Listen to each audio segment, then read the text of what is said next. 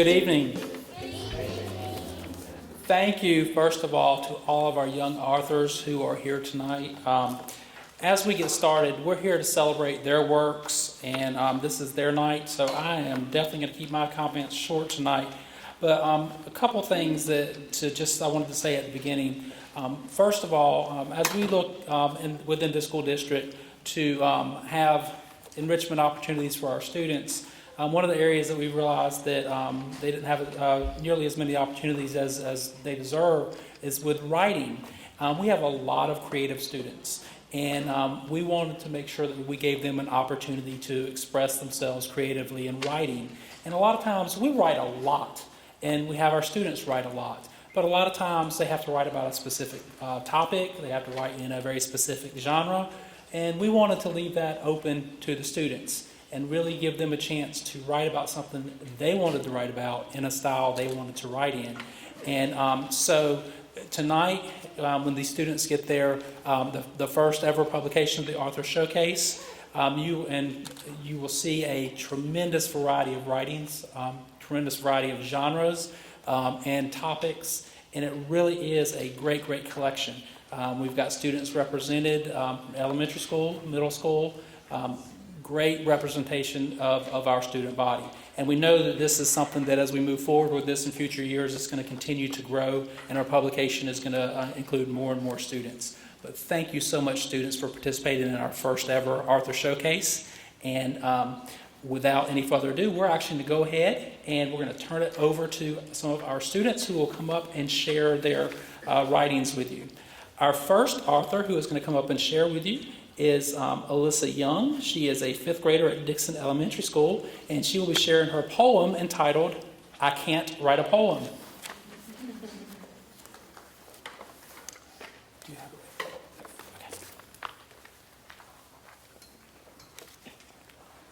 I can't write a poem because my fingers hurt. I can't write a poem because I am tired. I can't write a poem because I'm out of ideas. I can't write a poem because I can't think. But when I look down at my paper, I have a poem.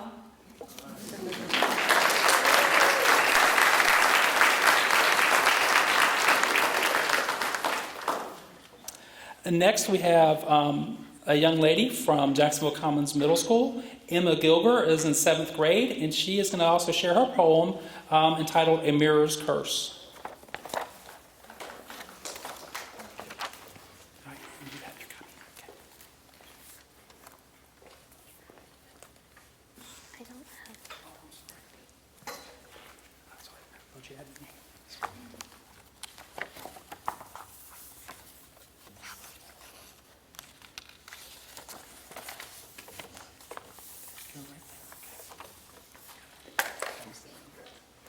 Before it ever happened, that time you looked inside, you were full of cheer, not envy and pride. Then as you held it, stable in your hand, all you could do was stare at the figure you thought looked grand. The curse, it's taken its stand. Now full of vanity, your mind in a band. You cannot get rid of it, it's here to stay. No longer innocent, now it's just the thought of fame.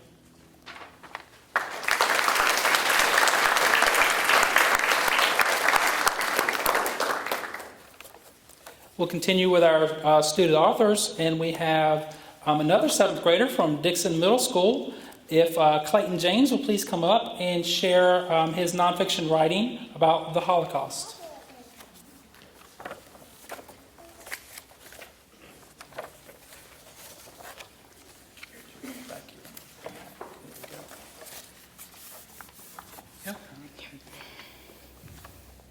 I am a retired battle tank. I wonder how long I've been here. I see the screaming and yelling of Jews. I see the blood, fences, and smoke. I want to tell the tale. I am your new discovery. I am a retired battle tank. I pretend I am working again. I feel out of place. I touch century-old ground. I cry out of my memory. I am a retired battle tank. I am a retired battle tank. I say the pledge of my country. I dream of the past. I try to forget. I hope for peace. I am a retired battle tank.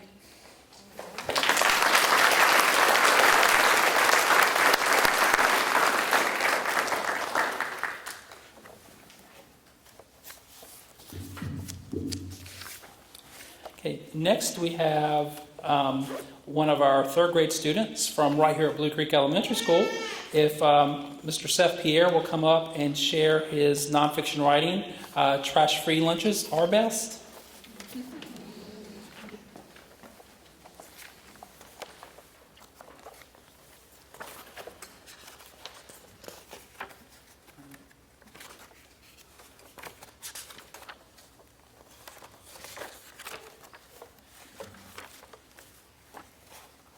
Sorry, Mom.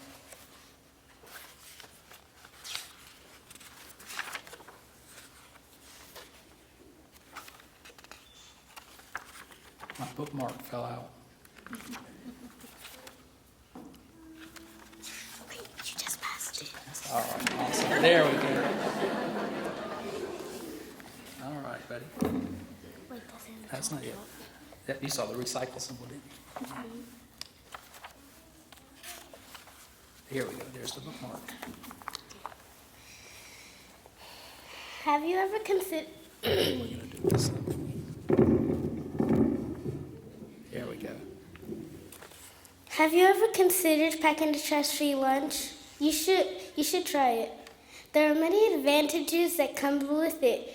Trash is a really big problem for the earth and people who live in it. Using trash-free lunches can help make the problem better. Did you know that containers we use daily, like Ziploc bags, snack wrappers, and plastic spoons, make about 14 million tons of trash and plastic spoons make about 14 million tons of trash that end up in landfills? You can stop 1.2 million tons of trash that ends up in landfills.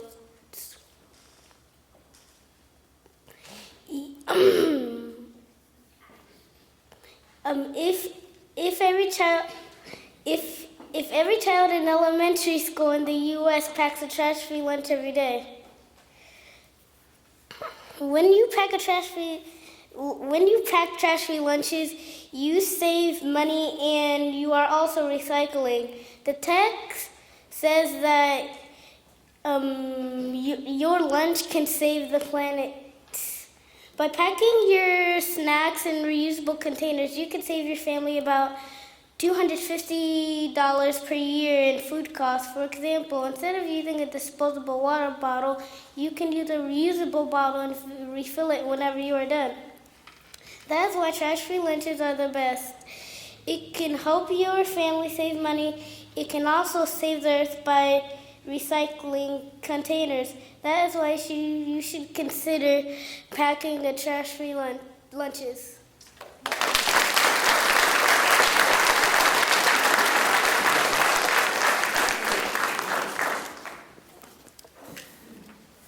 And finally, we have another third grade student. This young lady is from Hunters Creek Elementary.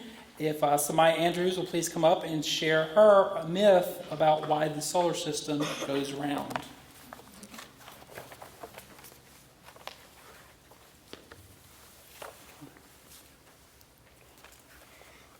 Once all the planets were in chaos, Jupiter was in everybody's way, and Mars was trying to see Neptune, so he got mad and turned red. The sun was getting so close to Neptune he almost melted, and Mercury was so small he kept getting pushed, so he was freezing. Pluto was very mean to all the planets, so one day the gods created planet Earth. Earth was very beautiful and kind. Earth saw all the chaos that was going on, so she told all the planets to stop and listen. Earth told the planets to cooperate with each other, but Pluto refused. The sun was so angry he pushed Pluto away and told him that he was not a planet anymore. The planets, which were now happy, started spinning and dancing while circling the sun. Then Earth found a very large space rock. She loved the space rock, so she attached it to herself. Other planets did this too. Then they saw something start to sparkle. It was more stars. The sun was amazed, all the chaos that had frightened the planets. So the sun said, never to start chaos ever again. The end.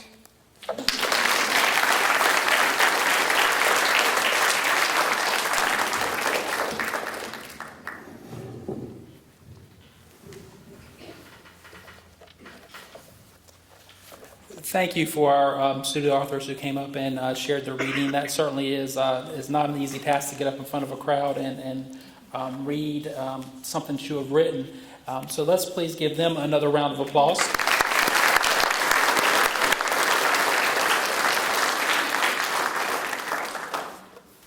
As we were putting this program together, we got to thinking about, who would be a good speaker, and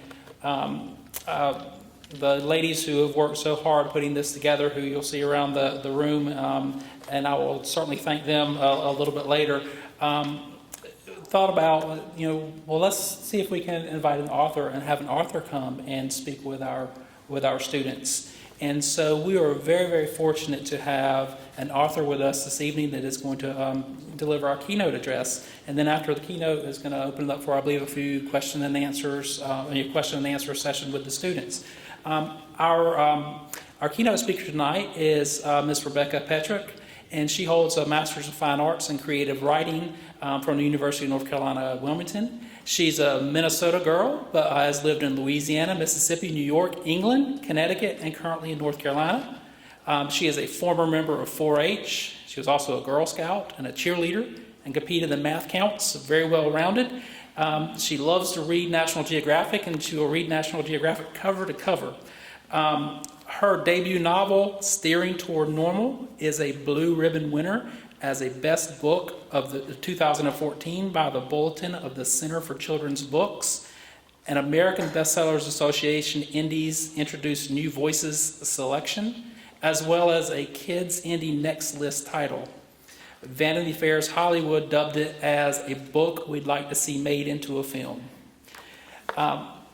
Before I call her up here, I just want to read you the teaser, a little teaser about her book. Steering Toward Normal. 8th grade is set to be a good year for Diggy Lawson. He's chosen a great calf to compete in the Minnesota State Fair. He'll see a lot of July, the girl he secretly likes at 4-H. And he and his dad, Pop, have big plans for April Fool's Day. But everything changes when classmate Wayne Graff's mother dies, which brings to light the secret that Pop is Wayne's father too. Suddenly, Diggy has a half-brother who moves in and messes up his life. Wayne threatens Diggy's chances at the state fair, horns in on his girl, and rattles his easy relationship with Pop. What started out quickly turns into the worst year ever, filled with jealousy, fighting, and several incidents involving cow poop. But as the boys care for their steers, pull pranks, and watch too many movies, they learn what it means to be brothers and change their concept of family as they slowly steer toward a new kind of normal. And just a few words that some of the critics have said. First-time author Petruck's account of country life is never dull, as she depicts the strong work ethic of cattlemen and women, along with the universal conflicts between siblings. The plot is full of pranks and humorous situations, but at its heart is a story about navigating the complicated and sometimes unexpected dynamics that come with being part of a family. Petruck captures the setting of rural Minnesota well, creating a small town where it seems like nearly everyone is related or at the very least always knows everyone else's business. In Petruck's capable hands, raising a steer, caring for it, loving it, and eventually letting it go becomes a keen metaphor for the loss of a loved one. Diggy is a perceptive narrator, but not unusually so for his age, and it is reassuring to see him sort out his tangled feelings. Ladies and gentlemen, our guest speaker for this evening, Ms. Rebecca Petruck.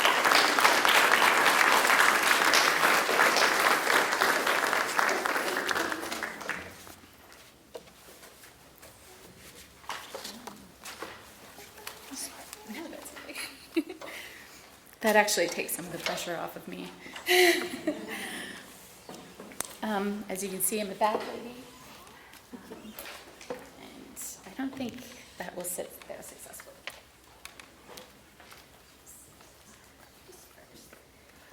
Thank you very much for that great introduction.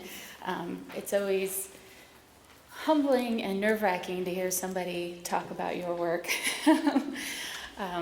because as our authors know, putting your work into the world can be very nerve-wracking.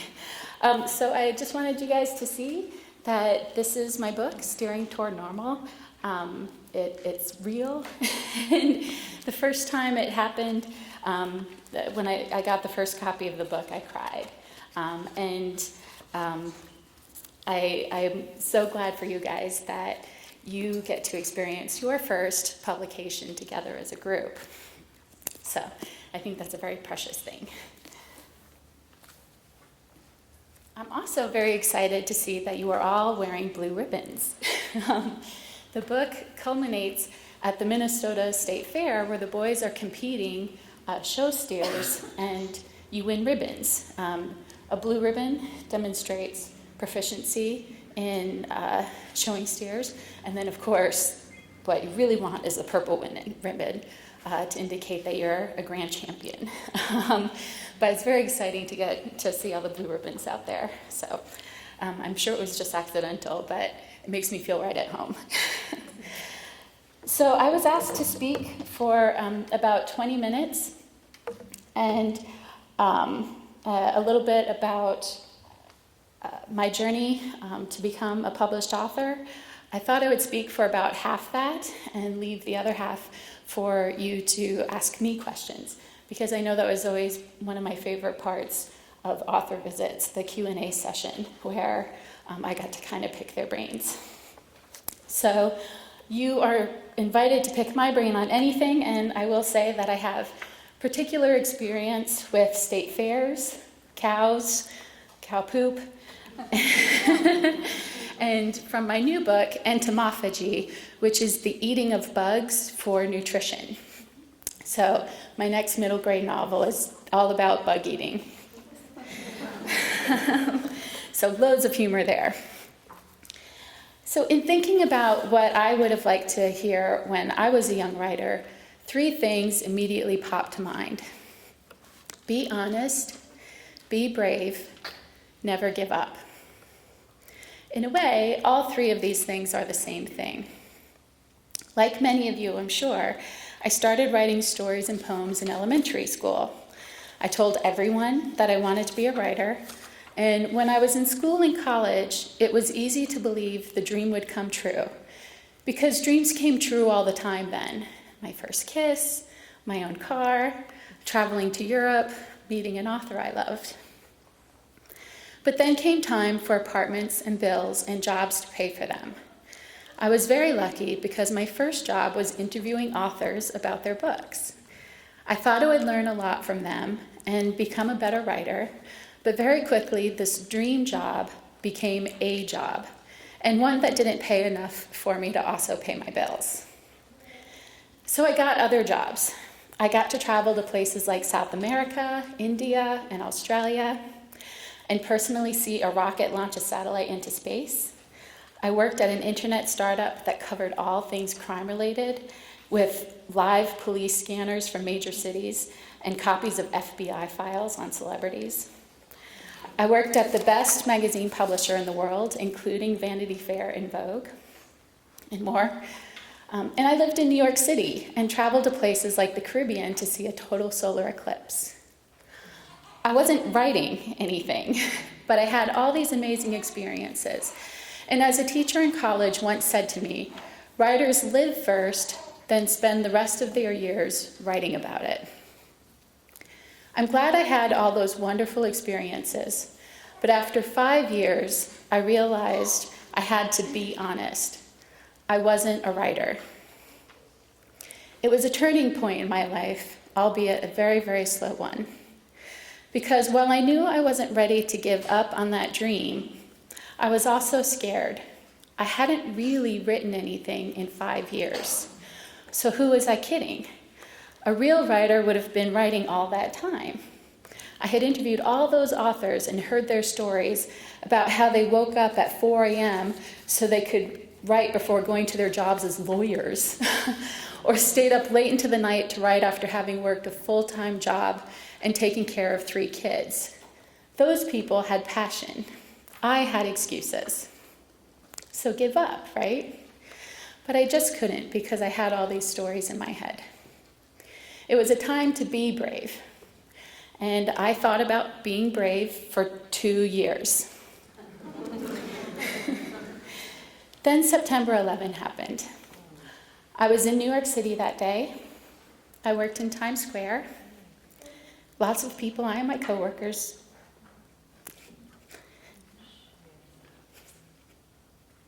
worked in the Trade Center buildings, and some of them died.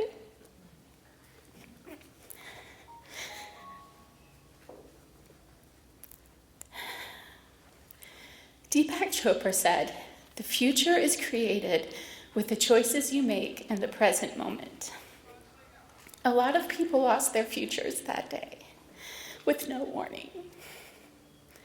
It made me be honest with myself and see that I was giving up my future by not being brave and making choices that would lead to me becoming a published author.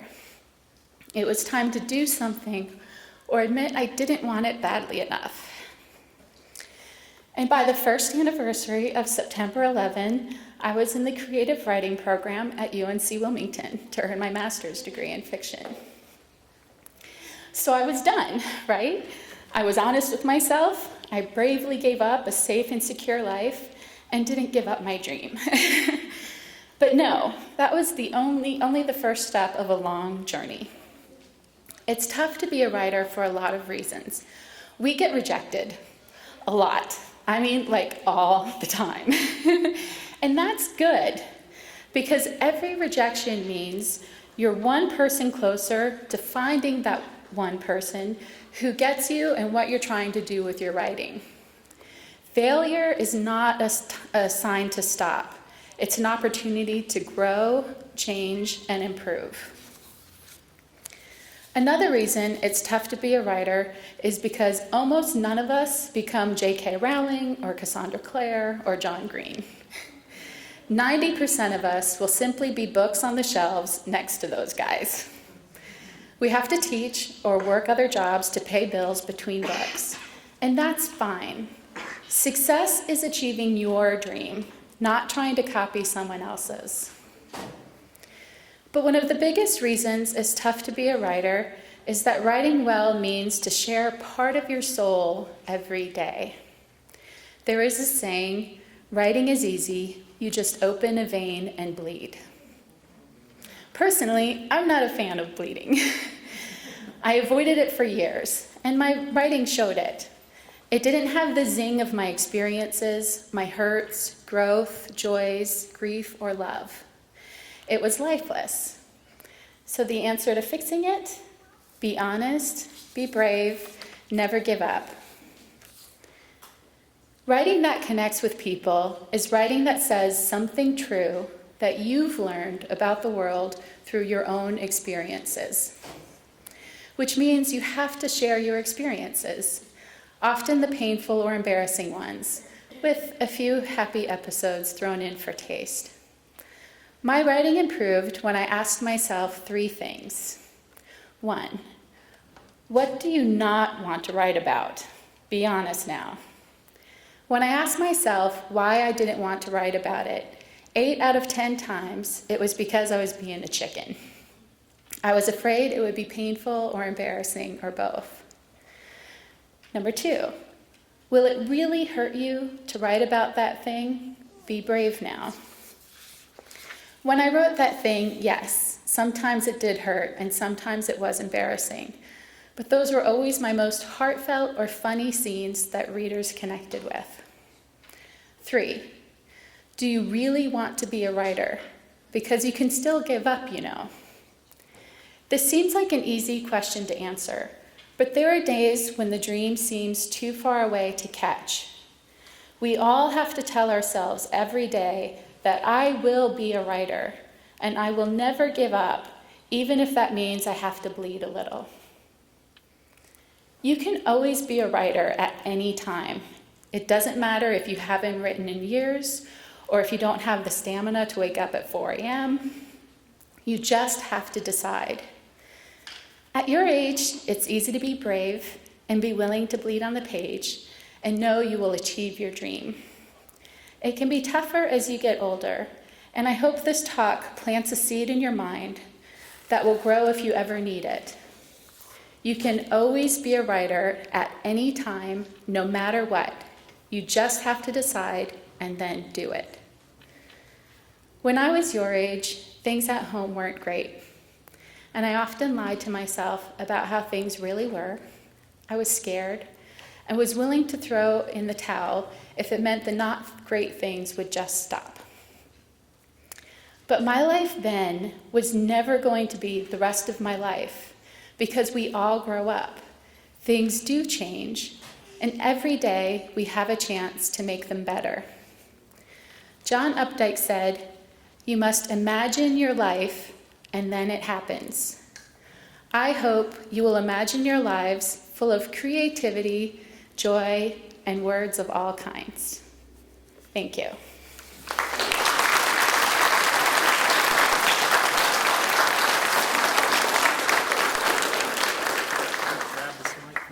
Okay. And so now we have time for some questions. If any of you have questions that you would like to ask, I see a hand.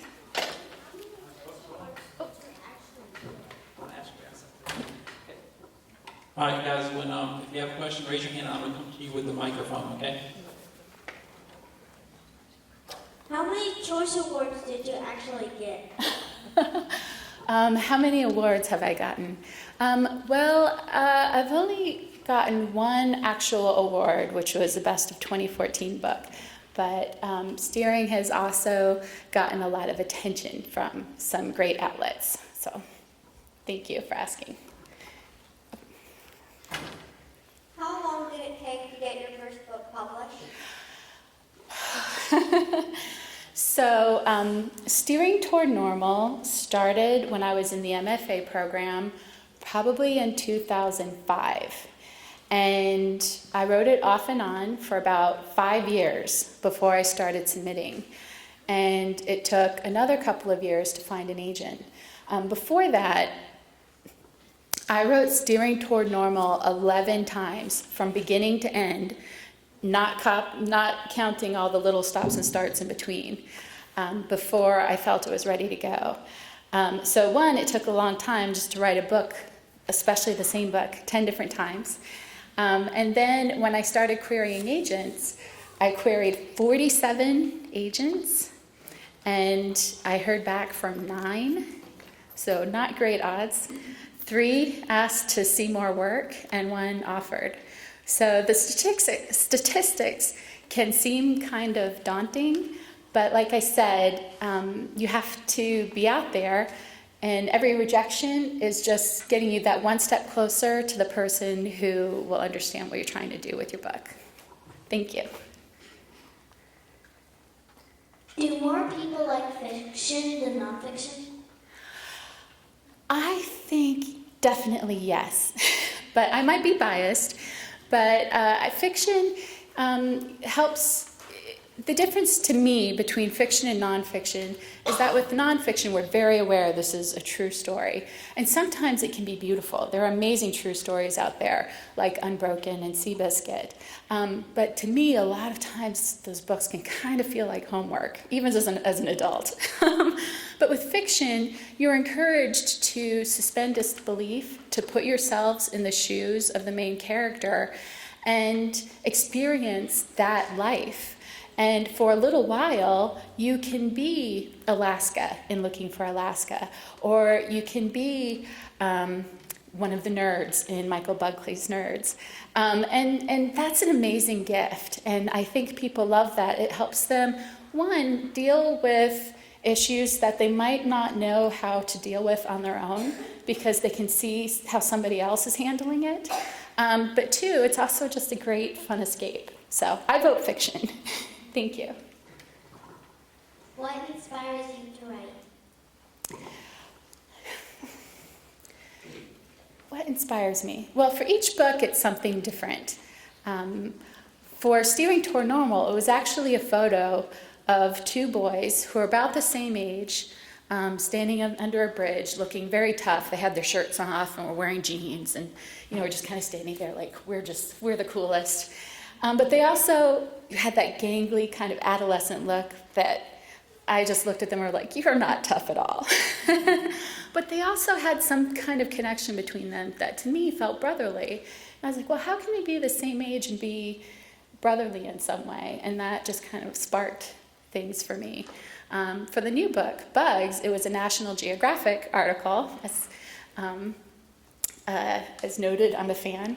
And the UN, the United Nations, actually recommends that we eat more insects. They are highly nutritious. They use far fewer resources to produce than a lot of food sources. And they don't take up as much space. So insects will be what feeds our astronauts through long space voyages when we get to that point. And so it was kind of that idea, like, we should get used to it now. Not only, though, that in middle grade books, eating bugs is hysterically funny. So I'm having a lot of fun writing those scenes. Thank you. How did you feel whenever you heard the news about your book? That it was going to be published to me. I can show you the little dance I did.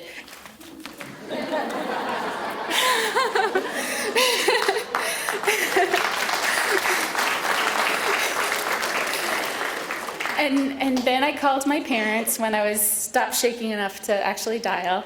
I still had an old dial phone. And it was just one of those things that it's a dream. It's a dream come true. And there aren't a lot of people who can say they really did have a lifelong dream come true. And I was one of those people who was lucky enough to do it. So even thinking about it now, I just... it's very exciting. Have you ever used any of your pets that you actually have in your books? Have I ever used any of my Pets. pets? I've only ever had pet fish. None of them named Nemo. They were usually like Ned or Ted. And no, I have not had fish in my books, oddly enough. But I will correct that in the next one. Thank you for asking. There are a bunch in the front, too. Yes? Is there a certain age that you can write a book and publish it? Mm-hmm. Is there what? A certain age. Do you have to be a certain age? Actually, I'm so glad you asked that. It used to be that you kind of had to be a certain age before anyone would take you seriously as a writer. And more, we're seeing in publishing, especially in the kidlit category, teens publishing books. I think it kind of started with Christopher Paolini and the Aragon series. Have you guys read that? Yeah. And he was a teen when he wrote that. And more, I'm seeing 18, 19, 20-year-olds publishing books. And at first, 10, 15 years ago, publishers wouldn't take those books seriously because they didn't, my interpretation is they didn't think you had a good enough grasp on your own lives to be able to interpret it into a format that other readers could appreciate. But the kids and teens that I meet are incredibly perceptive, incredibly aware, and very sensitive to their worlds around them and what's happening to them. And those are the voices I want to hear. So I'm always really excited when I hear about a 17, 18, 19-year-old publishing a book. So if you keep writing, yes, you can get it published now. Do you recall how your interest in writing originated? For me, when I was in school a long, long time ago in a galaxy far away, we would get these little school magazines that would have story starters in them. And do you guys get anything like that now? You do? Okay. So I would get those story starters, and fortunately I was a good student that my teachers let me get away with this, because as soon as that thing landed on my desk, I was writing a story. And I loved those, and that was kind of the start. And then there was this TV show called V, and it was about these aliens who come to Earth seemingly as friends, but meanwhile they are harvesting humans as food to take back to their planet. And it was it was this amazing show in the late 80s, and lots of hair sprayed very full and in feathers. Mark Singer was the bomb. Maybe some of the adults here will remember that. And so I would write episodes of that TV show with me as the spunky new 11-year-old hero who saved the day every episode. And my mom saved those, so I still have some of those. And I think it was definitely after that I really got the bug. The idea that I could imagine myself in a different place, as a different person, accomplishing amazing things. I never looked back. Do you have a special place where you think of your ideas? The shower. I actually have a bumper sticker on my car that you guys are welcome to check out, and it says, "The answer is in the shower." And I've gotten, friends have given me these notepads, waterproof notepads that you can stick up in your shower, and with that has a pen that you can write on so I don't lose ideas. But walking, going on walks, it's usually someplace where I don't have access to write it down. Driving, walking, the shower. So at least now the shower is taken care of. But I think part of the reason for that is my brain is resting at that point. I'm not trying, and my subconscious can kind of can let things rise up that have been hiding away in there for a while. Thank you. How do you continue coming up with ideas for your stories? Lots of showers, as I said. No, but it's also, I'm genuinely curious about the world. You know, I love National Geographic, not just because it's Nat Geo, but because it covers a wide range of topics and issues from around the world. There's always a great in-depth article about a city or a group of people, about a new scientific development, about an animal group, typically endangered in some way, and an amazing place from around the world. And I always get ideas from reading other books, from listening to songs repeatedly, from Nat Geo, and also just visiting with students like you. I was kind of eavesdropping while I was waiting, and there were some people, somebody had mentioned that their heart was hurt. And some other people were speaking in a faux British accent. And it's just, I get ideas from that sort of thing too. So, thank you. When did you come to a decision that writing would be your occupation? Well, it was a really hard one because the thing for writing is that you're almost never going to be able to pay all of your bills just from writing. You're going to have to do some other things. And that's not a bad thing. I'm really fortunate that I have time to write in the mornings, and then I work a job that uses a totally different part of my brain in the afternoons. So it works out very well for me because after a while, I can put in 3 or 4 hours at the computer writing, and then my brain's kind of said it's done. But I'm sorry, what was the question? I don't think I answered the question. When did you come to a decision that writing would be your Right, thank you. It was really after September 11 and seeing how quickly lives can change without any kind of warning. I just decided if I was going to do it, I needed to actually do it. And from that point on, and for me, it was almost exactly 10 years from that moment to, it was only off by like 3 weeks. 10 years from that moment to when my book was sold. So. How do you get someone to illustrate your books? Actually, for one of the great things for writers is that you don't have to worry about that. Publishers like to choose their own editors. They'll often read a text and even start to have artists in mind that will evoke the feel of the text. So all you worry about is writing your story, and the publisher takes care of the rest. And generally, they will find an artist that you couldn't have found yourself who will do an amazing job with the work. Thank you for asking. What other genres do you write other than nonfiction and fiction? Well, I almost exclusively write middle grade fiction, but I do like to write young adult fiction for teenagers.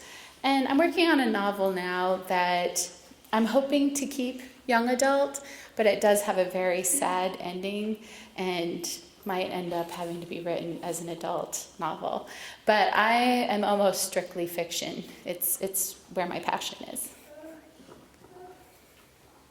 How do you feel all authors can affect the world?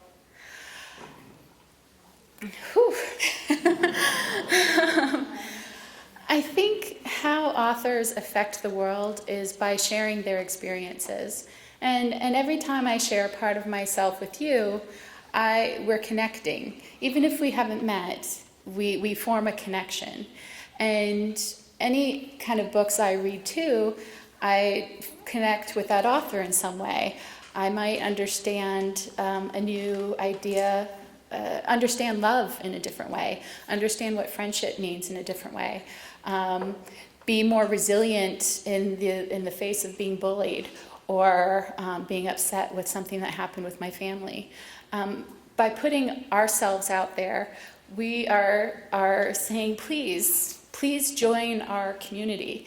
And the more writers who are out there doing that, the greater the community comes. And we end up making these very powerful webs of empathy, hope, respect, that can't be undone, I think.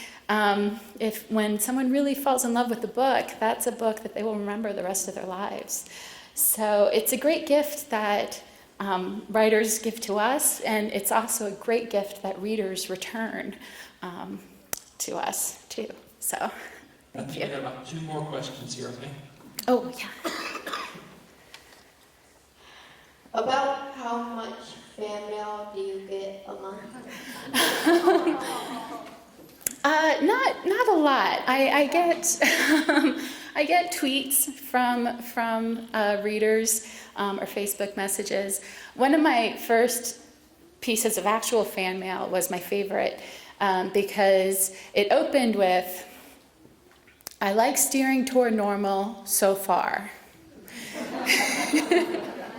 And I loved, 1, the qualifier, and 2, that he was so excited to see himself in a book that he couldn't wait to write me about it. He showed pigs, and he told me about winning 2nd place for showmanship and for his pig, and he was just so excited. He couldn't wait to finish the book. I'm still waiting to get a letter from him with how he feels now that he has finished the book.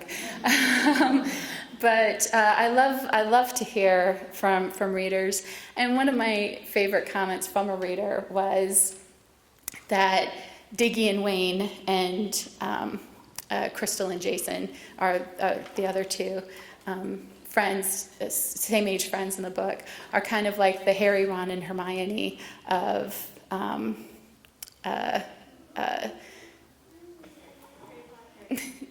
but of 4-H.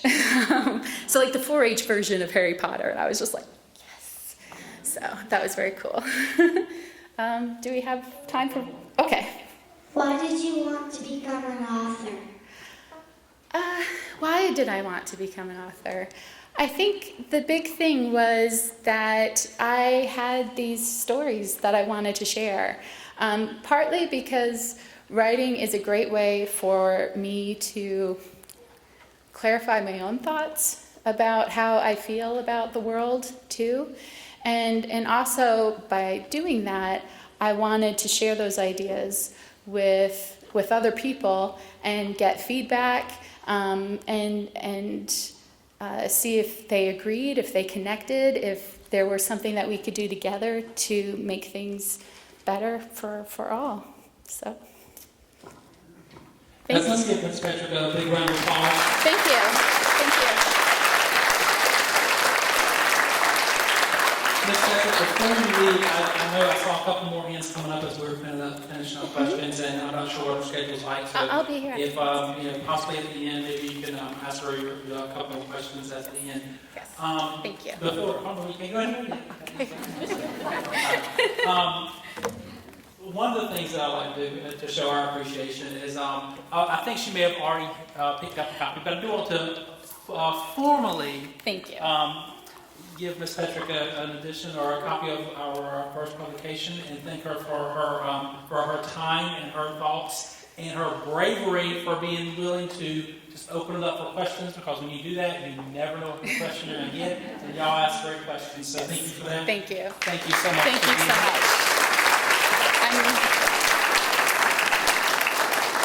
I'm really proud of you guys to see your work in here, and I can't wait to read your story. So thank you. So at this time, we go turn it over to Ms. Perner. Do you need a book? Do you need a book, or do you have a list? You've got a list. Who came in?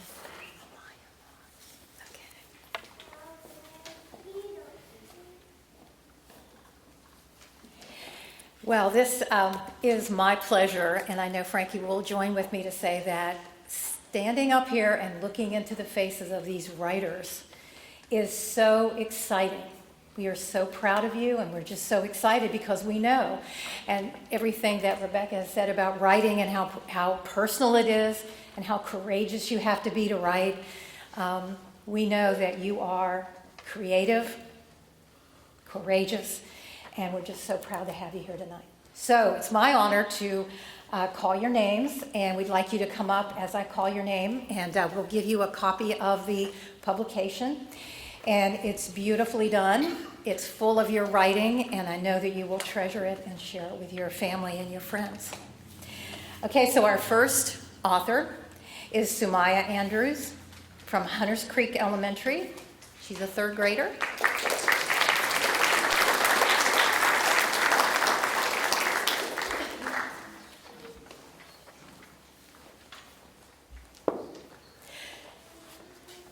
Amaya Bryce, Hunters Creek Elementary. She's also in the third grade.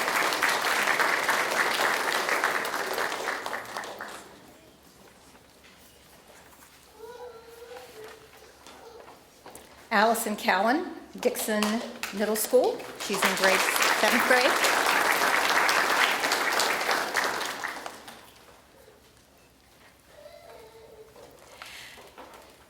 Kaya Del Piso, Dixon Elementary. She's in 3rd grade.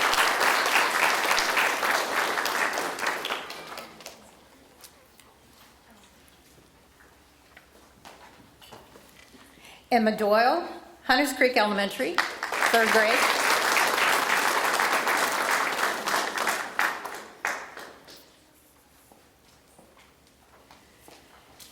Madeline Engel, Jacksonville Commons Middle School, grade 7.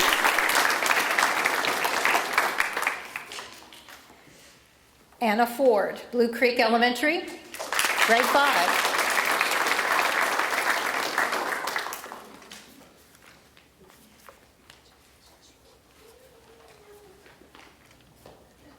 Salira Franklin, Jacksonville Commons Middle School, 7th grade.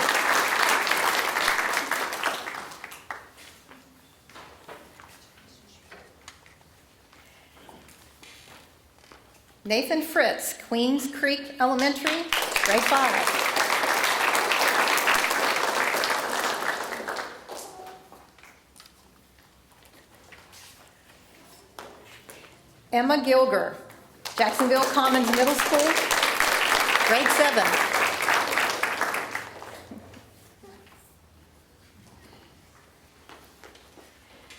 Drake Gooch, Hunters Creek Elementary, grade 3.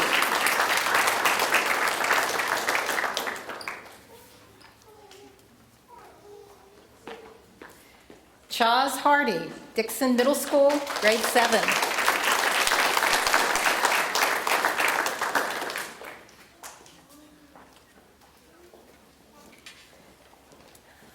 Caitlin Harris, Jacksonville Commons Middle School, grade 7.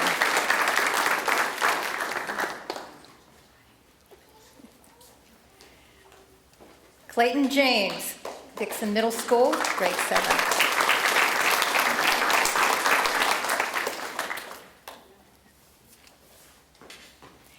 McKenna Kay, Dixon Elementary, grade 5.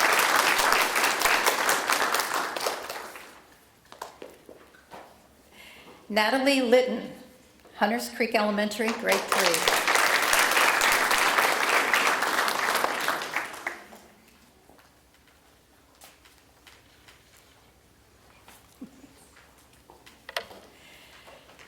Megan Lopez, Jacksonville Commons Middle School, grade 7.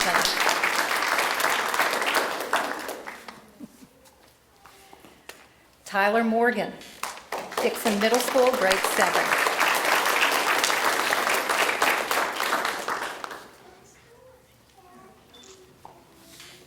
Xander Murdoch Black, Summersill Elementary, grade 5.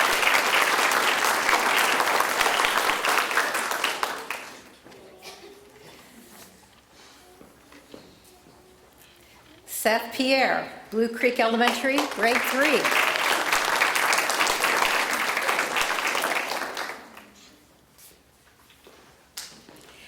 Brooke Robotham, Blue Creek Elementary, grade 3.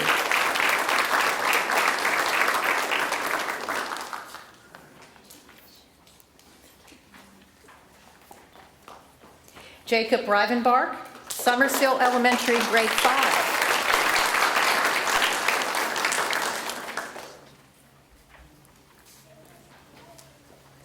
Aliyah Robinson, Dixon Elementary, grade 3.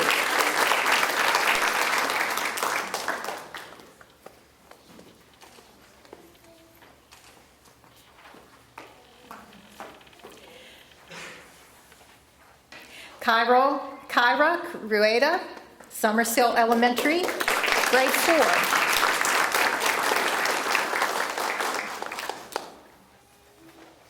Emily Schneider, Dixon Elementary, grade 5.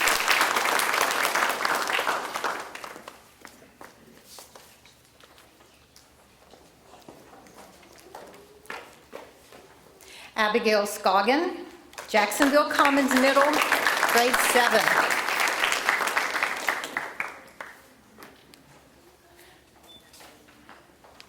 Ashlyn Sin, Summersill Elementary, grade 5.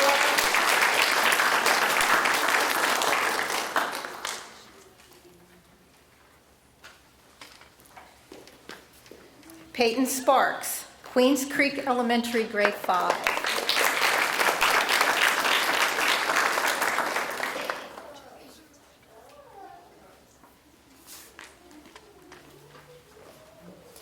Anna Toptrop, Blue Creek Elementary, grade 3.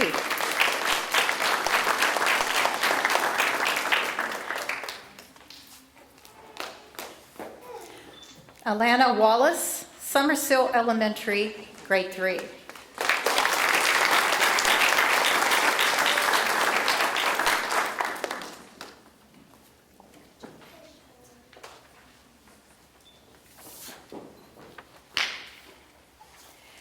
Alyssa Weaver, Dixon Elementary, grade 5.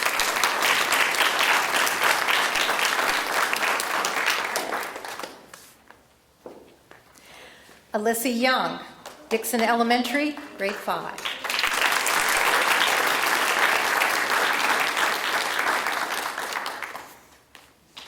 So with great honor, I would really like all of our young authors to stand up, and we want to give you a round of applause.